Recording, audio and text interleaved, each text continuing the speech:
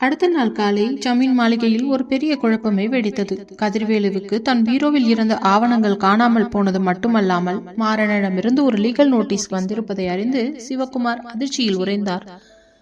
Maran police போகாம நேரா வக்கீல் நோட்டீஸ் அனுப்பியிருக்கான்னா இதுக்கு என்ன அர்த்தம் என்று சிவகுமார் பதற கதிர்வேல் கவினை கோபமாக பார்த்தான். மாறன் தன் பிசினஸ் சட்டப்பூர்வமாக வலுப்பெற அடுத்த கட்டமாக ஜமீன் வம்சத்தின் அதிகாரத்தை அசைக்க போகும் அந்த போரும் தொடங்கிவிட்டது. ஜமீன் மாளிகையின் அந்த பிரம்மாண்ட ஹாலில் நிலவிய சூழல் குடும்பத்திற்குள் இருந்த பிளவை அப்பட்டமாக வெளிப்படுத்தியது. மாணிக்கவேல் ஜமீன் தனது சோஃபாவில் அமர்ந்து மாறனிடமிருந்து வந்த வக்கீல் நோட்டீஸை பார்த்து கொண்டிருந்தார். ஆனால் அவர் முகத்தில் இருந்தது ஆத்திரமோ கோபமோ அல்ல, மாறாக ஒரு விதமான தெளிவான வேதனை. அவருக்கு அருகில் பாட்டி அங்கம்மாள் கவலை நிறைந்த முகத்துடன் அமர்ந்திருந்தார். அவர்களுக்கு எதிரே சிவகுமார், கதிர்வேல், சக்திவேல் ஆகிய மூவரும் ஆவேசமாக கத்திக் கொண்டிருந்தனர். பாத்தீங்களாப்பா, இதுதான் அந்த மாறனோட புத்தி.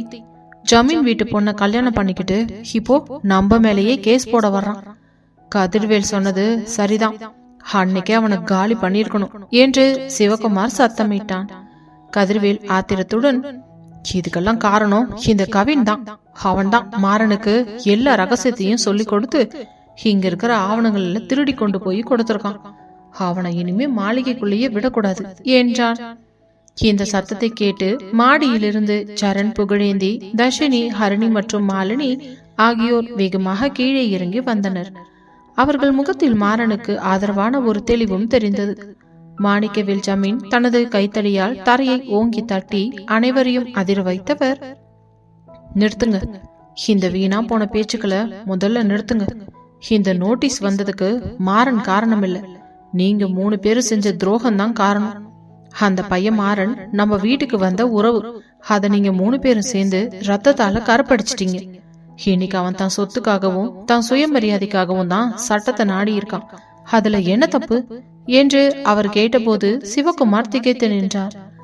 பாட்டி அங்கம்மாள் கண் கலங்கியபடி, வெண்பா பாவண்டா, அந்த புள்ள நம்ம வீட்டு வாரிசு. ஆனா நீங்க அவ புருஷன் மேலேயே கத்தி எடுத்து பாயிற அளவுக்கு கீழ்த்தரமா இறங்கிட்டீங்க. இன்னைக்கு மாறன் இந்த நோட்டீஸ் அனுப்பலன்னா நீங்க அடுத்தது என்ன பண்ணிருப்பீங்கன்னு நினைச்சாலே எனக்கு நடுங்குது என்றார். சரண் முன்னே வந்து, தாத்தா, நீங்க சொல்றதுதான் சரி. மாறன் மச்சான் செஞ்சதுல தப்பு எதுவுமே இல்ல. அவனுக்கு நாங்க தான் ஆதரவா இருப்போம். எங்க அக்கா வெண்பாவுக்கு இங்க பாதுகாப்பு இல்லைன்னு தெரிஞ்சு போச்சு. அவங்க ரத்ன மஹால்ல நிம்மதியா இருக்காங்க. அங்க அவங்களுக்கு ஒரு குறையும் இல்லாம ரத்னவேலு மாமாவும் காமாட்சி அத்தையும் பாத்துக்கிறாங்க.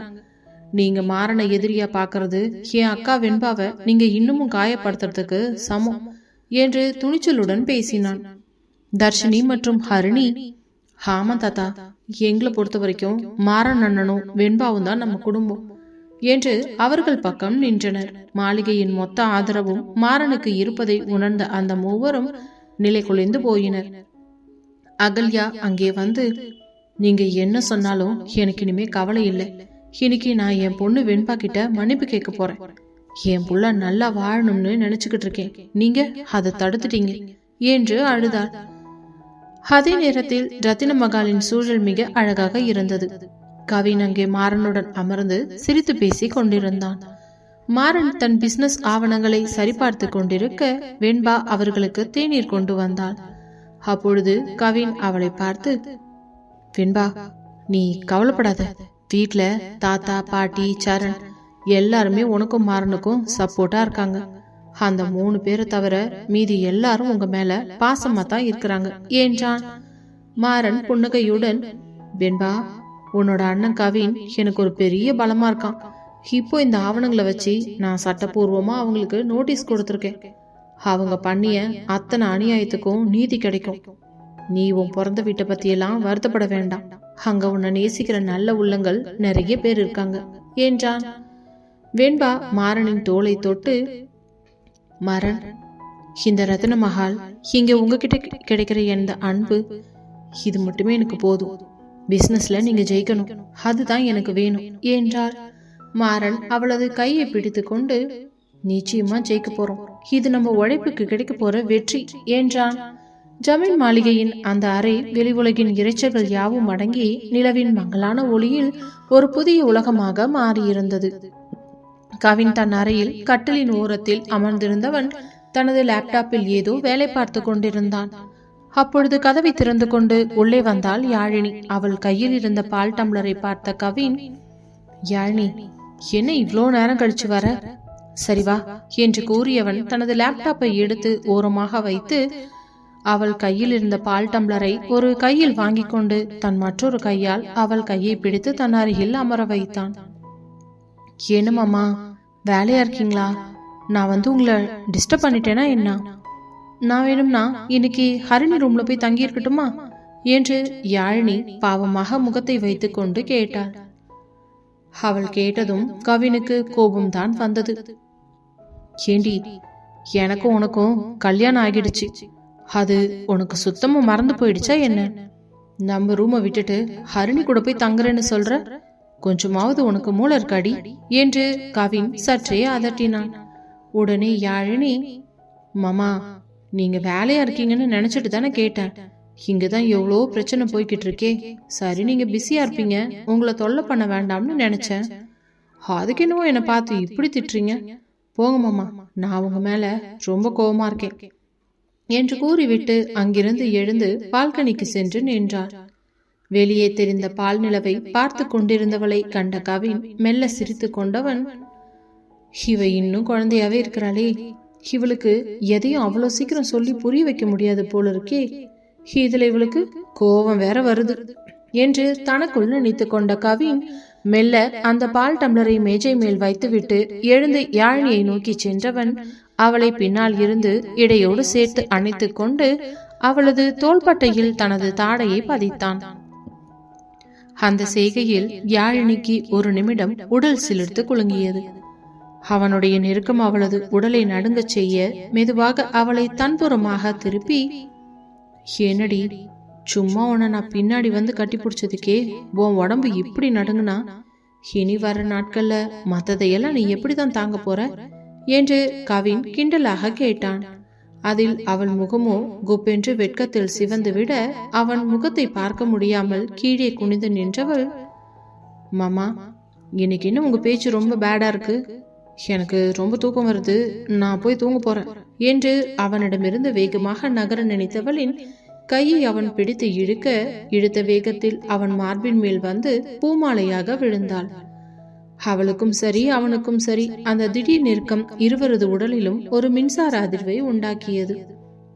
யாழினி மெதுவாக நிமிர்ந்து அவன் கண்களை பார்க்க அவனோ அவள் தாடையை தன் இரு கைகளாலும் ஏந்தி கொண்டு அவளது கண்களுக்குள் தன் கண்களை கலக்க விட்டவன், ஹே பொண்டாட்டி, ஏண்டி எப்ப பாரு என்கிட்ட இருந்து விலகி ஓடுறதுலே குறியா இருக்க? நான் உன் பக்கத்துல வர்றது உனக்கு பிடிக்கலையா என்ன என்று ஏக்கமாக கேட்டான். அவளோ அவன் கண்களை பார்த்து கொண்டே, அப்படியெல்லாம் இல்ல மாமா, ஆனா என்னவோ தெரியல, நீங்க கிட்ட வந்தாலே எனக்கு ஒரு மாதிரி கை கால் எல்லாம் பதறி போகுது, பயமா இருக்கிற மாதிரி இருக்கு என்று தயக்கத்துடன் கூறினாள். அடியே, நான் உன் புருஷன்டி, என்ன பார்த்து ஏன் பயப்படுற? நம்ம 2 பேரும் சேர்ந்து ஒன்னா இப்படியெல்லாம் இருக்கணும்னு சொல்லித்தானே நம்ம 2 பேருக்கும் கல்யாணமே பண்ணி வச்சிருக்காங்க. அது கூட தெரியாம இன்னும் என்னோட மாமன் மகளை போலவே சுத்திக்கிட்டு இருக்கியே, எப்பதாண்டி என் பொண்டாட்டி ஃபார்முக்கு வருவ என்று கேட்டதும் அவள் முகம் தக்காளி போல சிவந்து போனது. போங்க மாமா, நீங்க தான் எப்பவும் என்னை கண்டுக்காம உங்க வேலையிலேயே பிஸியா இருக்கீங்க, இப்போ என்ன கம்ப்ளைண்ட் சொல்றீங்களா என்று அவள் கேட்ட நோடி பட்டென்று அவள் தாடையை நிமிர்த்தி தன்னை பார்க்க வைத்தவன், நிஜமா வாடி, உனக்கு இதுல இப்போ விருப்பம் இல்லைன்னு நினைச்சுதான் நான் உன்கிட்ட இருந்து ஒதுங்கி இருந்தேன். மற்றபடி உன்னை விட்டு ஒதுங்கி இருக்கணும்னு எனக்கு என்னடே அவசியம்? எனக்கு உன் மேல எவ்வளோ ஆசை இருக்கு தெரியுமா? சின்ன வயசுல இருந்தே எனக்கு உண்டான ஆசடி அது.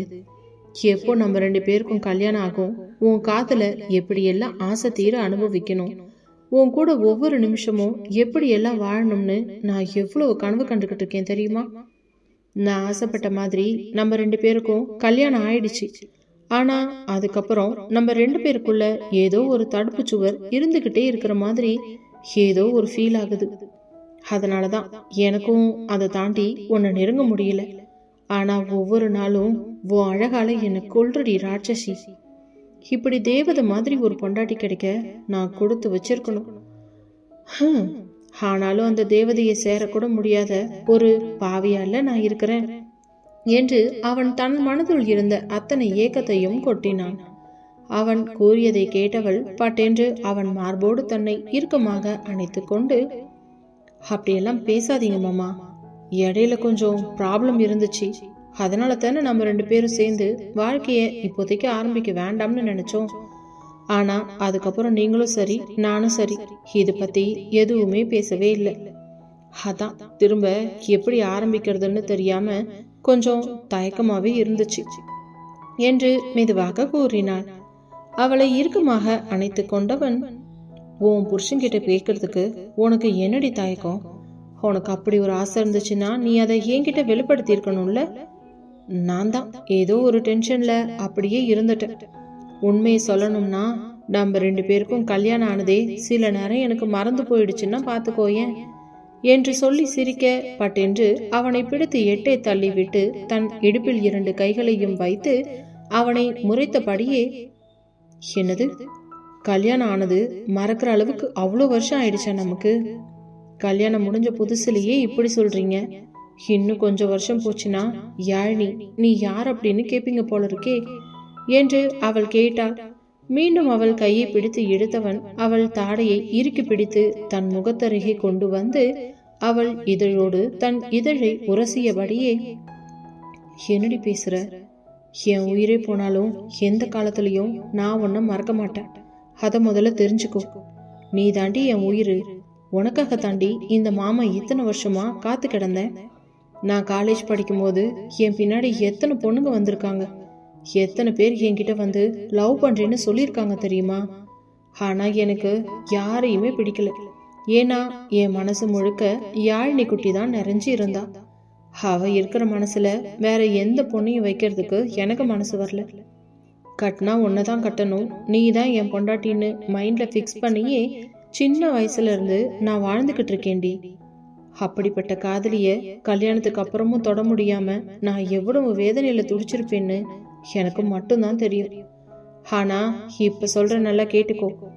எப்ப நீ இந்த அளவுக்கு பேசுறியோ இதுக்கு மேல உன்னை விட்டு வைக்கிறதுல எனக்கு கொஞ்சம் கூட விருப்பமே இல்லை என்று கூறியவன் மறுகணம் அவள் எதிர்ப்பை யோசிக்காமல் தன் இதழால் அவள் இதழை சிறைப்பிடித்தான்.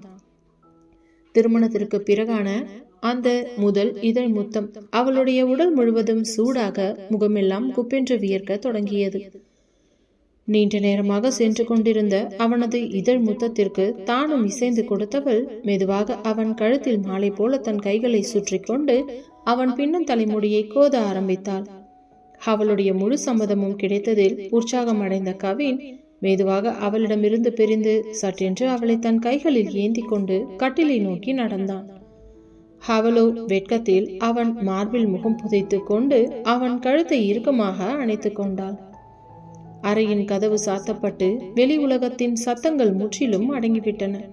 அந்த அறைக்குள் இப்பொழுது நிலவின் வெளிச்சம் யாழினியின் முகத்தில் பட்டு பிரதிபலிக்க அவளது ஒவ்வொரு அசைவும் கவினின் பார்வையில் தீயாய் எரிந்து கொண்டிருந்தது. கவின் மெதுவாக அவளை கட்டிலில் இறக்கி வைத்தான். யாழினியின் இதயம் துடிக்கும் வேகம் அந்த அமைதியான அறையின் சுவர்களையே அதிர வைப்பது போல இருந்தது. கவின் அவளது முகத்திற்கு அருகில் குனிந்து அவளது மூச்சுக்காற்றின் வெப்பத்தை உணர்ந்தவன், யாழினி என்று அவன் அவளது பெயரை உருகி அழைத்த விதத்தில் ஒரு ஆழமான உரிமையும் தாபமும் கலந்திருந்தது. அவள் தன் கண்களை இறுக மூடிக்கொண்டாள். கவின் அவளது ஒவ்வொரு அசைவையும் மிகவும் கவனமாக கையாண்டான். அவளது நாணத்தை போக்கும் விதமாக அவன் செய்யும் ஒவ்வொரு ஸ்பரிசமும் அவளை இன்னும் ஆழமாக அவனுக்குள் ஈர்த்தது. அவனது விரல்கள் அவளது மேனியில் ஒரு ஓவியத்தை வரைவது போல மெல்ல ஊர்ந்து சென்றன. யாழினியின் உடல் நடுங்க அவள் அவனை இன்னும் இறுக்கமாக கட்டிக்கொண்டாள். அவனது முத்தங்கள் இப்பொழுது வெறும் இதழ்களில் மட்டும் நிற்கவில்லை. அவனது ஒவ்வொரு முத்தமும் அவளது பெண்மையை, அவளது தயக்கத்தை, அவளது வெட்கத்தை ஒவ்வொன்றாக நீக்கிக் கொண்டிருந்தது. அவள் தன்னை அவனிடம் முழுமையாக ஒப்படைக்கும் அந்த நொடி அந்த அறைக்குள் இருந்த மௌனம் கூட ஒரு இனிய சங்கீதமாக மாறியது. கவின் அவளது பெண்மையின் ஒவ்வொரு மென்மொட்டையும் தனது காதலால் மலரச் செய்தான். அவளது மென்மையான கூக்குரலும் அவளது உடல் மொழியும் கவினுக்குள் ஒரு பெரும் மோகத்தீயை மூட்டியது. அவர்கள் இருவரின் உடல்களும் மனங்களும் ஒன்றோடு ஒன்று பின்னி பிணைந்த அந்த தருணத்தில் காலம் உறைந்து நின்றது. வலி மற்றும் சுகத்தின் சங்கமமாக அந்த முதல் கூடல் நிகழ கவின் அவளது ஒவ்வொரு அசைவையும் ரசித்து அவளை முழுமையாக தன்னுள் இணைத்துக் கொண்டான். அவள் அவனது மார்பில் நகக்குறி பதிக்கும் அளவுக்கு அவனை இறுக அணைத்துக் கொள்ள அந்த அறை முழுக்க அவர்களின் காதலின் வெப்பம் பரவியிருந்தது. நீண்ட நேரத்திற்கு பிறகு அந்த மௌனமான அறையில் இருவரின் மூச்சொலி மட்டுமே கேட்டது. கவின் அவளை தன் மார்போடு அணைத்து அவளது தலையை கோதிவிட்டான்.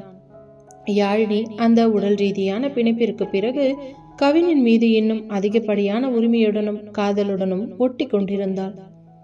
வலிச்சுதா யாழினி என்று கவின் மிக மெல்லிய குரலில் அவளது காதோறும் கேட்டு அவளது கண்ணீரை தன் விரல்களால் துடைத்து விட்டான். யாழினி அவன் கண்களை பார்த்து மென்மையாக தலையசைத்தவள், பரவாயில்ல மாமா, இது ஒரு அழகான வழி. உங்ககிட்ட நான் முழுமையா சேர்ந்ததுல எனக்கு ரொம்ப சந்தோஷம் என்று சொல்லி அவன் மார்பில் முகம் புதைத்து கொண்டாள்.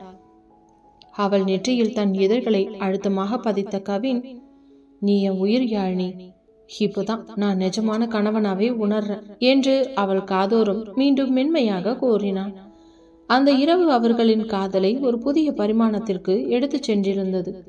அடுத்த விடியல் ஜமீன் மாளிகையின் ஜன்னல் திரைகளை ஊடுருவி வந்த காலை சூரியனின் செங்கதிர்கள் அந்த அறையின் அமைதியை கலைத்தன.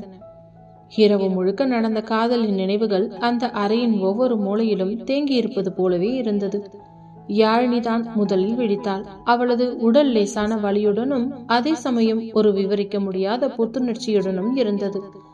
அவள் தலை கவினின் மார்பின் மீது சாய்ந்திருக்க அவனது கரங்கள் அவளை இன்னும் இறுக்கமாக அணைத்திருந்தன. அவள் மெல்ல அசையவும் கவின் தன் கண்களை திறந்தான். அவன் கண்களில் ஒருவிதமான திருப்தியும் காதலும் பொங்கி வழிய கவின் அவளது நெற்றியை வருடி, தூக்கம் போயிடுச்சா என்று மென்மையுடன் கேட்க யாழினி வெட்கத்தில் அவன் மார்பில் மீண்டும் முகம் புதைத்து கொண்டாள். மாமா, எனக்கு இப்போ என்ன பண்றதுனே தெரியல. நேத்து வரைக்கும் இருந்த யாழினிக்கும் இன்னைக்கு இருக்கிற யாழினிக்கும் ஏதோ பெரிய வித்தியாசம் இருக்க மாதிரி உணர்றேன். இது ரொம்ப விசித்திரமா இருக்கு என்று மழலை மாறாத குரலில் சொன்னாள். கவின் அவளை இன்னும் நெருக்கமாக அணைத்து கொண்டு, அதுதான் பெண்களோட இயல்பு யாழினி. நேத்து இரவு நீ எனக்குள்ள உருகிய அந்த நிமிடம், நீ என்ன முழுமையா ஏத்துக்கொண்ட அந்த அடையாளம், இனி இந்த மாளிகையில எது நடந்தாலும் யாரை எதிர்த்தும் நாம 2 பேரும் தனித்து நிக்க தேவையில்லை. உனக்கு நான் துணையா இருக்கிறேன், எனக்கு நீ துணையா இருக்கிற, சரியா என்று அவளுக்கு உறுதியளித்தான். பின்பு அவன் அவளை மெல்ல எழுந்து அமர வைத்து அவளது கன்னங்களில் முத்தமிட்டவன், இன்னொரு ரவுண்டு போலாமடி என்று கேட்க பதறிய யாழினி, ஐயோ மாமா, என்னால சத்தியமா முடியாது என்று கூற அவளை பார்த்து சிரித்தவன், சும்மா கேட்டேன்டி, அதுக்குள்ள எப்படி பயப்படுற? சரி கிளம்பு, எல்லாரும் கீழே நமக்காக காத்திருப்பாங்க. இந்த முகத்துல இருக்க வெக்கத்தை மறைக்க இப்பவே பழகு, இல்லைனா எல்லாரும் கண்டுபிடிச்சிருவாங்க என்று கிண்டல் செய்தான். யாழினி அவனை செல்லமாக முறைத்துவிட்டு அங்கிருந்து குளியலறையை நோக்கி கிளம்பினாள். அவளது ஒவ்வொரு அசைவிலும் அவள் இப்பொழுது ஒரு புதிய வாழ்க்கையின் உரிமையாளராக மாறியிருந்தாள். அதே நேரத்தில் ரத்தின மகாலில் மாறன் தன் பண்ணை நிலத்தின் புதிய திட்டங்களை வகுப்பில் தீவிரமாக இருந்தான். அவனது கனவுகளில் இப்பொழுது பிசினஸ் மட்டுமல்ல, வெண்பாவுடனான ஒரு அழகான எதிர்காலமும் சேர்ந்திருந்தது. அதே நேரம் வெண்பா அறையுள் நுழைய மாறன் அவளை பார்த்தான். வெண்பாவின் முகத்தில் ஒரு மலர்ச்சி இருந்தது. என்ன மாறன், மறுபடியும் பண்ண நிலத்தை பத்தியே யோசிச்சுக்கிட்டு இருக்கீங்களா? நீங்க கொஞ்சம் ரெஸ்ட் எடுக்கணும், ஞாபகம் இருக்குதா இல்லையா என்று கேட்டாள். மாறன் அவளை கூர்ந்து பார்த்தவன், வெண்பா, உன்னை பார்த்தாலே என்னுடைய எனர்ஜி ஆட்டோமேட்டிக்கா தாறுமாற ஏறுதுரி. நீ என் கூட இருக்கும்போது இந்த ஜமீன் குடும்பத்தோட சதியெல்லாம் தூள் தூள் ஆகிடுமோன்னு தான் தோணுது. கூடி சீக்கிரமே நம்ம வாழ்க்கைய நம்ம நிம்மதியா ஆரம்பிக்கலாம் என்று அவள் கைகளை பிடித்து கொண்டு கோரினான். வெண்பா அவன் அருகில் அமர்ந்து, மாறன், நாம 2 பேரும் சேர்ந்த பிறகு எனக்குன்னு ஒரு பெரிய நம்பிக்கை வந்திருக்குது என்றாள். இரு ஜோடிகளும் தங்களின் வாழ்க்கையை ஒரு புதிய நம்பிக்கையுடன் தொடங்கினர். ஆனால் ஜமீன் மாளிகையின் சதிகாரர்களான கதிர்வேலுவும் சக்திவேலுவும் கவின் மற்றும் மாறனின் வெற்றியை பார்த்து பொறுக்க முடியாமல் தங்களின் அடுத்த கட்ட கொடிய திட்டத்தை தீட்டிக் கொண்டிருந்தனர். அவர்கள் கவினின் அந்த முதல் கூடல் நடந்த அன்றே அவனது அறையை தாண்டி ஏதோ ஒரு சதி நடக்கப் போவதை உணரத் தொடங்கினர். ஜமீன் மாளிகையின் ரகசிய அறையில் கதிர்வேலுவும் சக்திவேலுவும் மிக ஆலோசித்துக் கொண்டிருந்தனர். முன்னால் பெரிய மேசை நிறைய ஆவணங்கள் சிதறி கிடந்தன. கதிர்வேல் தன் கைப்பிடி சுருட்டை ஊதியபடி, "அண்ணா, நீங்க வக்கீல் கிட்ட சொன்னதெல்லாம் சரியா இருக்கா? மாறன் அனுப்பியிருக்கிற அந்த லீகல் நோட்டீஸ் சட்டப்படி நம்மள தப்பு செய்ய வச்சிருக்குதான். ஆனா அந்த பண்ணை நிலம் நமக்கு கிடைச்சாதான் இந்த ஜமீன் குடும்பத்தோட கௌரவம் நிலைக்கும். இல்லைன்னா வெளியில கடன் கொடுத்தவங்க நம்மள நடுத்தெருவுல நிப்பாட்டிடுவாங்க" என்று கடுகடுப்புடன் சொன்னான். சிவகுமாரும் தலையை ஆட்டிவிட்டு, "அந்த பண்ணைய அவன் பேர்ல இருந்து மாத்துறது அவ்வளவு ஈஸி இல்லை கதிர்வேல். ஆனா அந்த பண்ணைக்கு பக்கத்துல இருக்கிற நீர்நிலைய அரசு நிலத்தோட சேர்த்து பண்ணைக்கும் சொந்தம்னு ஒரு பொய் ஆவணத்தை தயார் பண்ணிட்டோம். இதை காட்டி அந்த நிலம் அரசுக்கு சொந்தமானது, மாறன் அதை ஆக்கிரமிச்சிருக்கான்னு ஒரு புகார் கொடுத்தா அரசாங்கமே அந்த நிலத்தை சீல் வச்சிடும். அப்புறம் என்ன, அந்த இடத்துக்கு நாம வேற வழியில ஈஸியா உள்ள நுழைஞ்சிடலாம்" என்றான் வஞ்சகமாக. சக்திவேல் இதை கேட்டு சிரித்தவன், "இது சூப்பர் பிளான் தான். ஆனா கவின் அங்க பண்ணையிலேயே சுத்திக்கிட்டு இருக்கானே, அவன் மாறனுக்கு இதை லீக் பண்ணிட்டா என்ன பண்றது என்று சந்தேகமாக கேட்டான். உடனே கதிர்வேல் கடிப்போடு, "கவின் இப்போ யானி கூட இருக்கிற மயக்கத்துல இருக்கான். அவன் பக்கம் அவனுக்கு தெரியாமலேயே ஒரு கண்ணை வைப்போம். அவனுக்கு தெரியாமலேயே அவனுடைய ஃபோன் கால்களை ட்ராக் பண்றதுக்கு ஒரு சாஃப்ட்வேரை வக்கீல் மூலமா செட் பண்ணியிருக்கேன். அவன் மாறன்கிட்ட எப்போ பேசுறான்னு நமக்கு தெரிஞ்சிடும் அது மூலியமா" என்றான். அதே சமயம் ரத்தின மகாலில் மாறன் தனது பண்ணை ஆட்களிடம் பேசிக் கொண்டிருந்தான். "இங்க பாருங்க, நாம கஷ்டப்பட்டு உருவாக்கின இந்த பண்ணை வெறும் நிலம் மட்டும் இல்லை, இது நம்மோட உழைப்பு. ஜமீன் மாளிகையில இருந்து ஏதோ ஒரு பெரிய சதி நடக்க போகுதுன்னு எனக்கு ஒரு உள்ளுணர்வு சொல்லிக்கிட்டே இருக்கு. நம்ம கிட்ட இருக்கிற எல்லா ஆவணங்களையும் இந்த நிலத்தோட எல்லைகளை சரிபார்க்கிற அரசு அதிகாரிகளை வரவழைச்சி நாளைக்கே ஒரு ரீசர்வே பண்ண போறோம். இது நடந்தா நாம எந்த தப்பும் செய்யலைங்கிறதுக்கு ஒரு தெளிவு கிடைச்சிரும்" என்று மாருதன் உறுதியாக சொன்னான். அப்பொழுது வெண்பா உள்ளே வந்தால் அவளது முகம் கவலையில் இருந்தது. "மாறன், நீங்க எப்படி அவசரப்படுறீங்க? அவங்க என்ன வேணும்னாலும் பண்ணட்டும். நீங்க போலீஸ்ல மட்டும் இல்ல, கலெக்டர் ஆபீஸ்லயும் ஒரு முறையான மனுவை எழுதி கொடுத்துடுங்க" என்று அறிவுரை கோரினாள். மாறன் அவளை பார்த்து புன்னகைத்தவன், "வெண்பா, நீ கவலைப்படாத. நான் இப்போ தனியா இல்ல.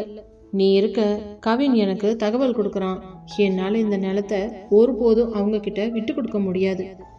கவின் கிட்ட நான் இதை சொல்லிடுறேன். அவனும் கொஞ்சம் கவனமாவே இருப்பான்" என்று மாறன் கூறினான். அந்த நேரத்தில் கவின் தன் போனை நோண்டி கொண்டிருப்பதை போல ஜமீன் மாளிகையின் அந்த சதி திட்டத்தை கேட்டுவிட்டவன் அதிர்ச்சியில் உறைந்து நின்றான்.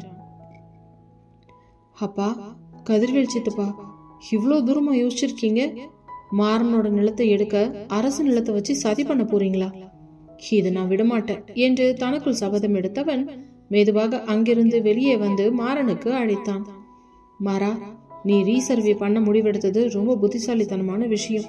ஆனா அவங்க பண்ணைய பறிக்க ஒரு பெரிய பொய்யான கேஸை தயார் பண்றாங்க. நீ உடனே வக்கீல் கிட்ட பேசு" என்று பரபரப்பாக சொன்னான். ஜமீன் மாளிகையின் சதி திட்டம் கச்சிதமாக அரங்கேற தொடங்கியது. மறுநாள் காலை ஜமீன் வன்சமத்தின் செல்வாக்கை பயன்படுத்தி கதிர்வேல் மற்றும் சக்திவேல் சம்பந்தப்பட்ட அரசு அதிகாரிகளை சந்தித்தனர். அந்த பண்ணை நிலத்தை சுற்றி இருக்கும் நீர்நிலை பல ஆண்டுகளுக்கு முன்பே அரசுக்கு சொந்தமானது என்றும், மாறன் அந்த நீர்நிலையை தனது பண்ணை நிலத்தோடு சட்டவிரோதமாக இணைத்து ஆக்கிரமிப்பு செய்துள்ளான் என்றும் ஒரு போலி ஆவணத்தை தயாரித்து சமர்ப்பித்தனர். மாறன் தனது பண்ணையில் வேலையாட்களுடன் சேர்ந்து பயிர்களை பராமரித்துக் கொண்டிருந்தான். அப்பொழுது திடீரென பண்ணை வாசலில் ஒரு அரசு வாகனமும் 2 போலீஸ் ஜீப்புகளும் வந்து நின்றன. வண்டியில் இருந்து இறங்கிய அந்த அதிகாரி கையில் இருந்த நோட்டீஸை மாறனிடம் நீட்டினான். "மாறன், உங்க பண்ணை நிலத்தை சுற்றியுள்ள நீர்நிலை மற்றும் அதை ஒட்டி இருக்கும் நிலம் அரசுக்கு சொந்தமானது. நீங்க செய்துள்ள ஆக்கிரமிப்பு குறித்து எங்களுக்கு புகார் வந்திருக்கு. உடனடியா இந்த இடத்தை பார்வையிடுறதுக்கு வந்திருக்கும். அதுவரை இந்த பண்ணையின் பணிகள் அனைத்தும் நிறுத்தப்பட வேண்டும். இது கலெக்டரோட உத்தரவு" என்று அதிகாரி அதிகார துணியில் கூறினார். உடனே மாறன் அதிர்ச்சியில் உறைந்து போனான். "சார், இது என்னோட சொந்த நிலம். எல்லாத்துக்கும் என்கிட்ட பட்டா இருக்கு. எந்த ஆக்கிரமிப்பும் நான் செய்யல. தயவு செஞ்சு அந்த ஆவணங்களை கொஞ்சம் சரி பாருங்க என்று மாறன் அமைதியாக தன் தரப்பு நியாயத்தை சொன்னான். அங்கிருந்த சக்திவேல் அதிகாரியின் காதுக்கு அருகில் சென்று ஏதோ பேசினான். அந்த அதிகாரி மாறனை பார்த்து, ஆவணங்கள் எல்லாம் இப்போதைக்கு செல்லாது. விசாரணை முடிகிற வரைக்கும் இத நிலுவைக்கு தடை விதிக்கிறோம், நிலத்துக்கு தடை விதிக்கிறோம். உடனே பண்ணையை காலி செய்யுங்க என்று திட்டவட்டமாக கூறிவிட்டார். இதற்கிடையில் ரத்தின மகாலில் இருந்த வெண்பாவுக்கு இந்த விஷயம் தெரிய வர அவள் பதற்றத்துடன் மாறனுக்கு போன் செய்தாள். மாறன், என்னாச்சு? பண்ணையில போலீஸ் வந்திருக்காங்களா? கவின் அண்ணா இப்போதான் எனக்கு தகவல் சொன்னாரு. நீங்க எங்க இருக்கீங்க என்று அவள் குரல் தடுத்தழுத்தது. மாறன் அவளை தேற்றியவன், வெண்பா பயப்படாத, அவங்க பண்றது சட்ட விரோதமானதுன்னு எனக்கு தெரியும். கலெக்டர் ஆபீஸ்ல இதை பத்தி பேசுறதுக்கு தான் நான் கிளம்புறேன். இது ஜமீன் மாளிகை ஆட்களோட சதிதான் என்று கூறி போனை வைத்தான். அதே நேரம் ஜமீன் மாணிக்கவேல் ஜமீன் இதையெல்லாம் அறியாமல் தன் அறையில் அமர்ந்திருக்க கதிர்வேல் வந்து, அப்பா, மாறன் பண்ணையில ஆக்கிரமிப்பு பண்ணது தெரிஞ்சு அத அந்த அரசாங்கமே சீல் வச்சிருக்கு.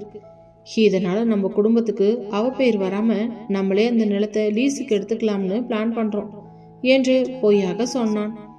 ஆனால் அங்கம்மாள் இதை கேட்டுக்கொண்டு, என்னடா பண்ண அலையிறீங்க? அது அவன் கஷ்டப்பட்டு உழைச்சதுடா. இந்த பாவம் எல்லாம் உங்களை சும்மா விடாது கதிர்வேலு என்று சத்தமிட்டார். மாறன் கலெக்டர் அலுவலகத்தை நோக்கி சென்றான். அங்கே அவனை சந்திக்க வந்திருந்த வக்கீல் சுந்தரம், மாறா, கதிர்வேல் மற்றும் சக்திவேல் சேர்ந்து அரசு நில ஆவணங்களை எப்படி திருத்தினாங்கன்னே தெரியல. இது ரொம்ப பெரிய கேஸ். நாம உயர் நீதிமன்றத்துக்கு தான் போகணும். அது வரைக்கும் பண்ணை வேலைகள் தான் முடங்கும் என்றார். மாறனின் கண்கள் கோபத்தில் சிவந்தன. எவ்வளவு பெரிய அதிகாரமா இருந்தாலும் சரி, வக்கீல் சார், உண்மையை வெளியே கொண்டு வரணும். கவின், நீ பண்ணையில இருக்க எல்லா ஆட்களையும் பாதுகாப்பா இருக்க சொல்லு. அவங்க பண்ணைய சூறையாடத்துக்கும் வாய்ப்பு இருக்குது என்று உத்தரமிட்டான். ஜமீன் மாளிகையின் அந்த ரகசிய அறையில் கதிர்வேலு மற்றும் சக்திவேல் மதக்கோப்பையுடன் தங்கள் வெற்றியை கொண்டாடி கொண்டிருந்தனர்.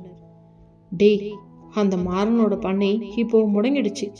அவன் வக்கீல் கிட்ட ஓடிக்கிட்டு இருக்கான்.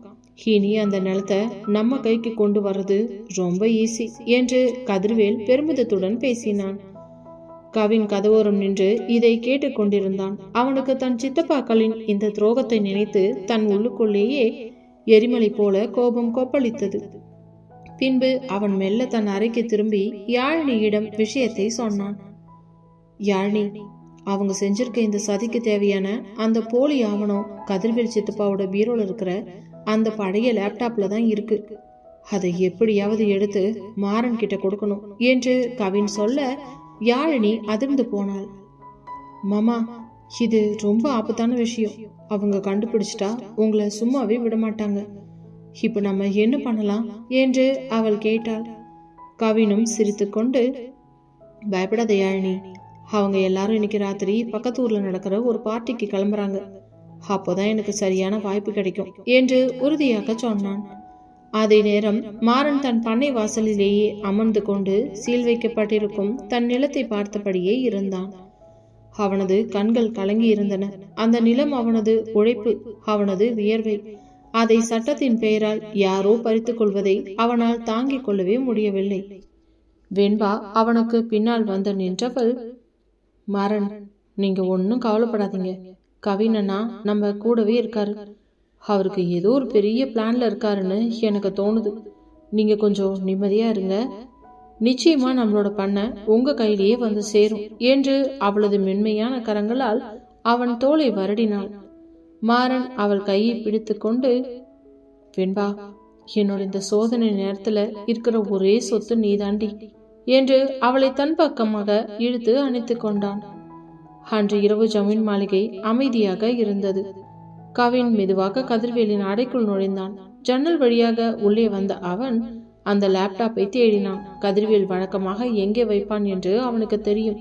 அவன் அதை திறந்து அந்த போலி ஆவணங்களை தன் பென்டிரைவில் காப்பி பண்ண தொடங்கினான். அப்பொழுது கதவு திறக்கும் சத்தம் கேட்டது.